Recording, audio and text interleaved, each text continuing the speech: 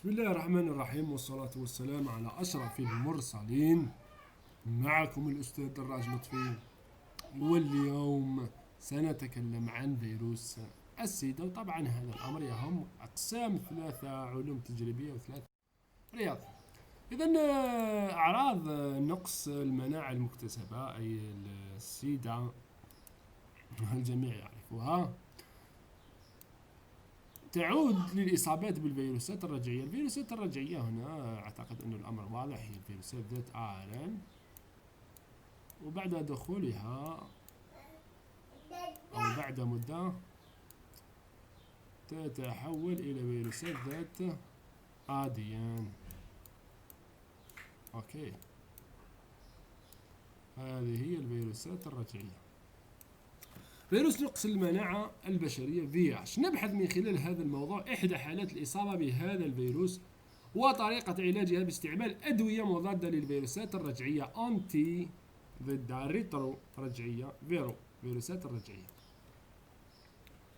الجزء الأول، السيدة إيجريك مصابة بفيروس نقص المناعة البشرية، أي أنها إيجابية المصل لVIH. توجد أجسام مضادة ضد الVIH في أجسام مضادة في مصلها ضد الVIH. لديها طفلان مصلهما إيجابي، وتم متابعة حالتهما منذ الولادة حتى سن 18 شهرا.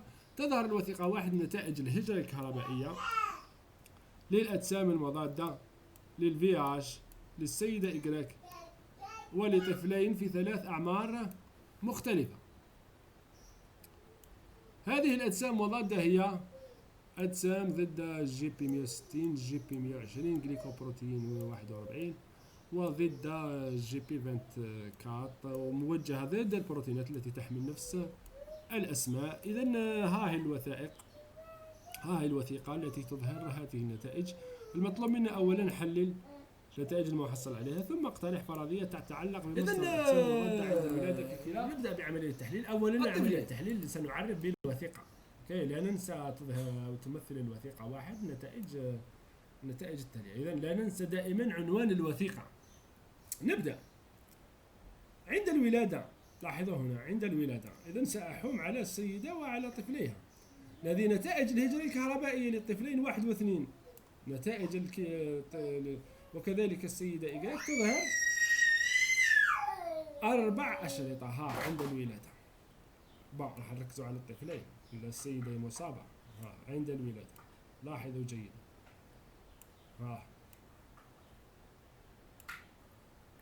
إذا عند الولادة نتائج الهجرة الكهربائية للطفلين 1 و2 وكذلك السيد تظهر 4 أشرطة. إذا 1 3 4 1 3 4 دلالة على وجود الأجسام المضادة.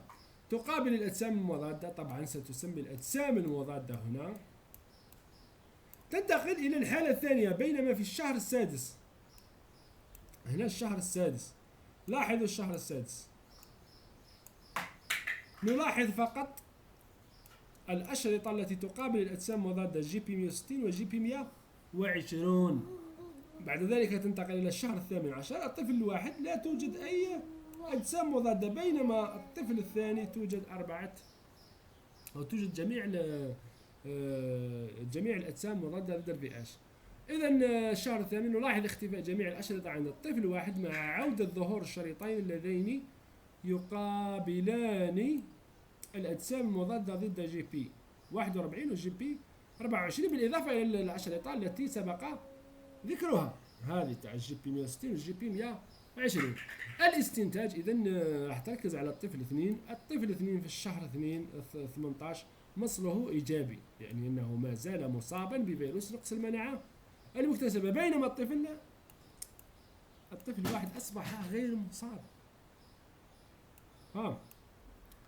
ثانيا، الفرضية تتعلق بمصدر الأجسام المضادة عند الولادة في كلا الطفلين. الأجسام المضادة من أين أتت؟ لن تأتي من الفضاء الخارجي. الأجسام المضادة أتت من الأم. بعد ذلك الجزء الثاني، تظهر الوثيقة 2 تطور تركيز الأجسام المضادة ضد VIH عند الطفل 2. راح نركزوا على الطفل 2 لأن الطفل الواحد ارتاح قبل وبعد ولادته. إذا هذه الخط المتقطع هو الأجسام المضادة المنتجة بواسطة الطفل 2.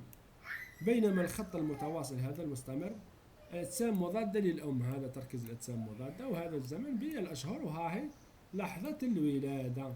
إذا المطلوب منك هل تسمح نتائج الوثيقة بالتأكد من صحة الفرضية المقترحة. علل إجابتك. كيف تفسر ظهور الأجسام المضادة ضد VIH انطلاقا من السن 6 أشهر عند الطفل 2؟ ها بدأت تظهر الأجسام المضادة. إذا التأكد من صحة الفرضية، نعم الفرضية صحيحة. التعليل، نعم التعليل، لأن لاحظوا جيدا، لأن تركيز الأجسام المضادة ضد VIH، هاي الأجسام المضادة ضد VIH مصدرها الأم التي ظهرت، يعني تركيز الأجسام المضادة التي ظهرت في الطفل خلال الشهر الخامس من الحمل ترتفع وتصل إلى قيمة قصوى عند الولادة. لاحظوا جيدا، هنا وصلت، هاي بدأت تظهر هنا قال لك 5 أشهر بعد الحمل، وتصل إلى قيمة قصوى عند الولادة عندما يكون تركيز الأجسام المضادة المنتجة من قبل الطفل معدومة. لاحظوا الطفل لا يبدأ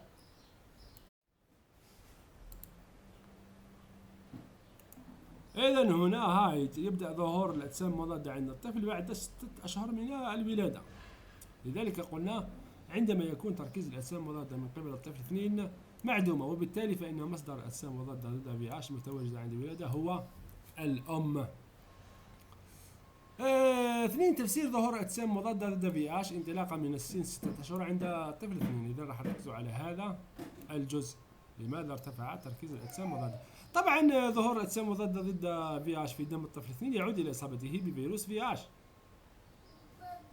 بعد دخول الفيروس يتدخل الجهاز المناعي للطفل وتتولد استجابة مناعية ذات وساطة خلطية، لأنه هنا نتكلم على أجسام مضادة، فهم ينتج عنها أجسام مضادة نوعية ضد مختلف البروتينات الفيروسية، هاي معروفة 160 120 41 24.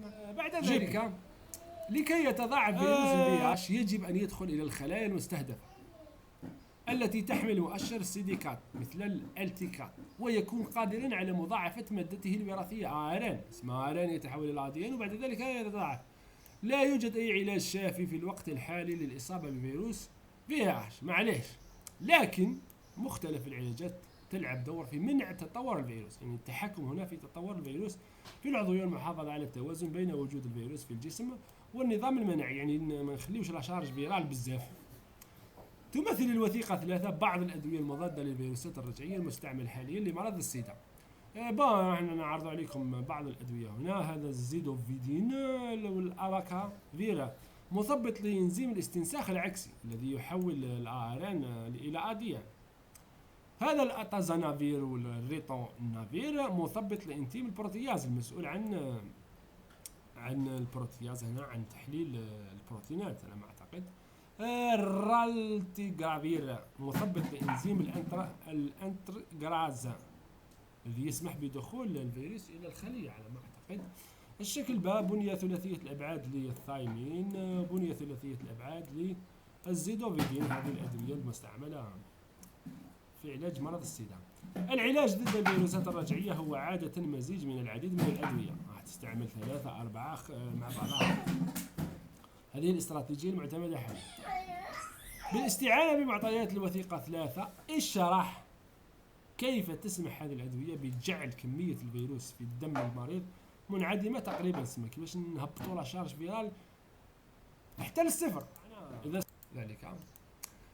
إذا نشرح كيف تسمح هذه الأدوية بجعل كمية الفيروس في دم المريض منعدمة تقريبا. الأدوية المثبطة لعملية الاستنساخ العكسي، وهي أدوية تمنع الفيروس من التكاثر، هذا شيء يخلي الكمية تاعو تقريبا منعدمة من خلال تثبيط نشاط إنزيم الاستنساخ العكسي، وبالتالي تثبيط عملية الاستنساخ العكسي أي تركيب أديان الفيروس انطلاقا من الARN داخل الخلية المستهدفة. هذا واحد. ثانيا الأدوية المثبطة لعمل إنزيم الانتجراز أو الدمج، دواء يعمل كذلك على منع تكاثر الفيروس داخل الخلايا المستهدفة من خلال تثبيط نشاط انزيم الانتجراز، مما يعيق دمج هذا يعيق دمج الأديان الفيروسي مع أديان الخلية المستهدفة على مستوى نواة الليمفاويات. العائل هنا الأديان العائل هو أديان الخلية العائلة، لوت السليل أوت، هذا باراسيت، هذا السليل أوت على مستوى نواة الليمفاويات التيكا.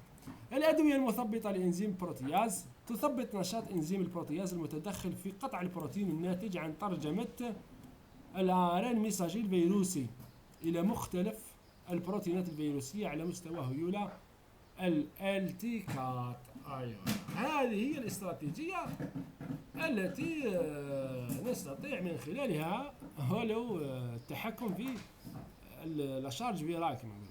عموما لا يوجد أي دواء بإمكانه القضاء نهائيا على فيروس VIH داخل العضوية. مختلف الأدوية المستعملة حاليا تلعب دور في وقف تطور الفيروس والحفاظ على التوازن أخيرا والجهاز المناعي. بتوظيف المعلومات المستخرجة من هذه الدراسة ومكتسباتك، بين برسم تخطيطي، بين برسم تخطيطي وظيفي أهمية تخطيطي وظيفي أهمية الإنزيمات في تضاعف فيروس VIH داخل الخلية المستهدفة، ومكان تأثير الأدوية المشار إليها في الشكل ألف من الوثيقة 3 من جهة أخرى. إذن راح نبدأ دورة حياة فيروس السيدا.